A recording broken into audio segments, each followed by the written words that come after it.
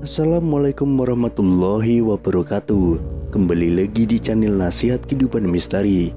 Pada video kali ini saya akan membahas tentang Candi Borobudur bukan candi biasa, tapi bunga raksasa. Candi Borobudur telah diakui sebagai warisan dunia UNESCO dan situs arkeologi Buddha terbesar di dunia oleh Guinness World Record. Namun terlepas dari semua pengakuan ini, candi ini masih menyimpan sejumlah misteri yang belum bisa terpecahkan.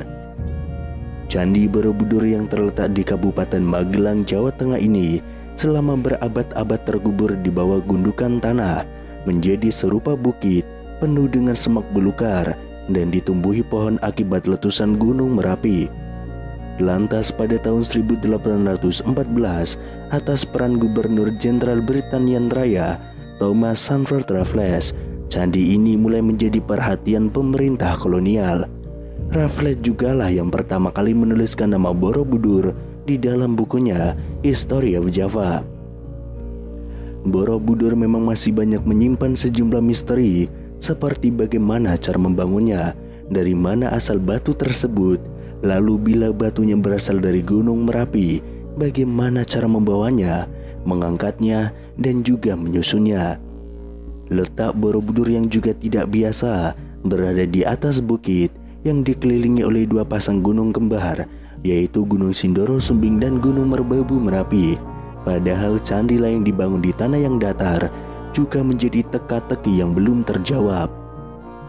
Pada tahun 1931, seniman dan pakar arsitektur Hindu-Buddha W.E.J. Newenkam mengajukan sebuah teori bahwa dataran Kedu atau lokasi Borobudur berdasarkan legenda Jawa dulunya adalah sebuah danau purba. Borobudur dibangun melambangkan bunga teratai yang mengapung di atas permukaan danau. Ini menjadi sebuah hipotesis yang disambut perdebatan hangat oleh kalangan para ilmuwan saat itu. Dalam bukunya Fit Borobudur Mir atau Danau Borobudur, Newenkam beranggapan desain arsitektur Candi Borobudur pada dasarnya merupakan representasi dari bentuk bunga Padma atau lotus, simbol kesucian dalam Buddhisme. Desain bangunan ini diibaratkan menyerupai ceplok bunga teratai dengan daun dan bunganya mengelilingi bakal buah yang terletak di tengah-tengah kolam, tulis Newenkam. Pada awal tahun 1932, Newenkam kembali menulis opininya di jurnal Netherlands in the Old and New.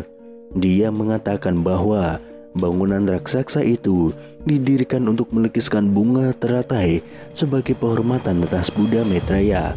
Menurutnya secara mitologis, sosok ini dinarasikan lahir dari rahim bunga teratai. Borobudur ialah bangunan bunga teratai raksasa dari jutaan kubik batu andesit yang menyembul di tengah sebuah danau. Pada tahun 1937, dirinya kembali melakukan penelitian lanjutan dengan mempelajari topografi daerah di sekitar Candi Borobudur. Hasil penelitian ini pernah dimuat di harian Algemeen Handelsblad pada 2 Mei tahun 1937, lengkap dengan gambar peta dan juga daunnya. Dari rekonstruksi diandaikan Candi Mendu dan Candi Pawon yang berada pada satu garis lurus dengan Candi Borobudur berada di dataran dengan lokasi di tepian danau. Dari Candi Pawon lah, kata Newenkam, dapat diperoleh panorama Borobudur yang paling bagus. Sementara itu, untuk membuktikan hipotesisnya ini, Newenkam menunjukkan beberapa nama desa di sekitar Candi Borobudur yang berhubungan erat dengan danau dan air, seperti Tanjung Sari, Bumi Segoro, Seberang Rowo, atau Segaran. Tetapi mendengar hipotesis itu, Theodor van Erp, orang Belanda yang juga berjasa memimpin pemugaran Candi Borobudur, langsung menyanggahnya. Dirinya tentu memahami benar segi-segi teknis bangunan ini. Dalam catatan Van Erp, Candi Borobudur dibangun dari 2 juta kubik batu andesit, terdiri dari 1460 panel bergambar dan 1212 panel dekoratif, dan juga 504 patung Buddha 3 dimensi plus 1 stupa besar dengan diameter 52 kaki.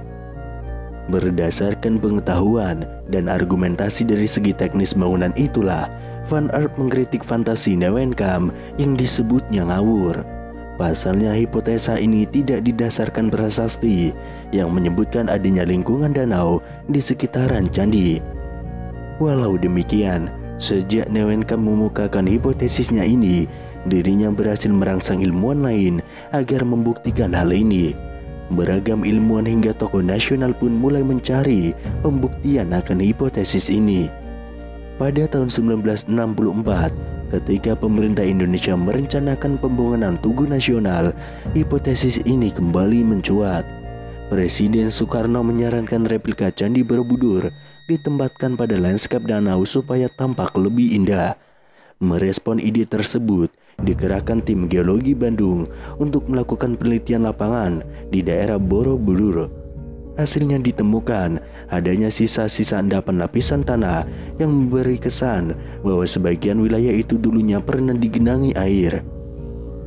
Namun keraguan kembali muncul setelah peneliti berkebangsaan India, yakni Thani Kaimoni, melakukan riset di kawasan Borobudur pada tahun 1983. Disebutkan bahwa dalam penelitian dengan pendekatan palinologi tersebut ternyata gagal menemukan serbuk sari tanaman air. Dalam bukunya Palynological Investigation on the Borobudur Monument, dirinya menyimpulkan bahwa tidak ditemukan sedikit pun polen sebagai indikasi adanya tumbuhan rawa-rawa atau tanaman air. Maka berarti bisa disimpulkan bahwa tidak ada lingkungan danau di kawasan sekitar bangunan raksasa itu, tulis Thani Kaimoni. Tetapi pada tahun 1986, wacana danau di sekitar Borobudur kembali mengemuka setelah adanya riset dari J.J. Nosin dan Cesar Vote. Mereka menggunakan analisis geoformologi. Berdasarkan interpretasi foto udara plus observasi lapangan, dari hasil penelitian ini mereka menyimpulkan bahwa dataran di sekitar Borobudur memang pernah menjadi lingkungan danau, tetapi bukan pada masa dinasti Selendra, namun jauh saat bumi masih zaman Quarter, yakni 600.000 tahun yang lalu. Riset ilmiah tidak berhenti di situ. Geolog asal Indonesia, Helmi Wurwanto, memiliki bukti akan hipotesis lain.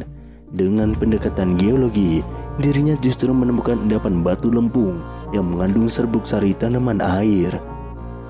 Sedangkan berdasarkan penelitian radiokarbon C14 dengan mengambil berbagai sampel dari area seluas 10 kali 8 km di sekitar Candi Borobudur, dia sampai pada kesimpulan bahwa lempung itu memang mengandung serbuk sari tanaman air.